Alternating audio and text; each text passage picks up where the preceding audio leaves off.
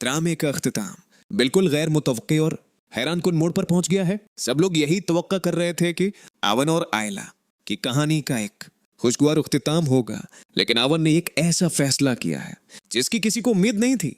कहानी के उस हिस्से में दिखाया गया है कि आयला को अपनी गलतियों का एहसास होता है और वो आवन के पास वापस लौट आती है। वो सब कुछ ठीक करने की कोशिश करती है, घर को सजाती है और बहुत उम्मीद के साथ आवन का इंतजार करती है। जब आवन घर आता है तो आयला उसे बताती है कि वो उससे मोहब्बत करने लगी है और अपनी जिंदगी में सिर्फ उसे चाहती है। ताहम आवन का रद्द-ए-अमल बहुत ठंडा और तल्ख होता है।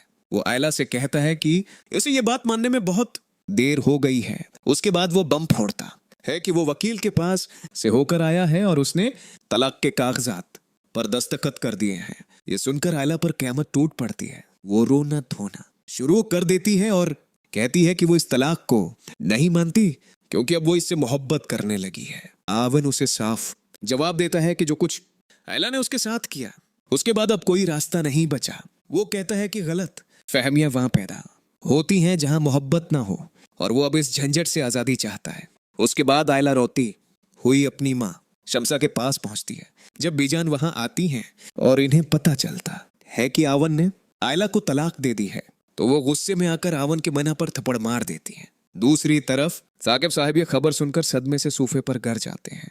उसके साथ साथ ये भी दिखाया गया है कि एहतिशाम की तबीयत बहुत ज्यादा खराब हो जाती है और वो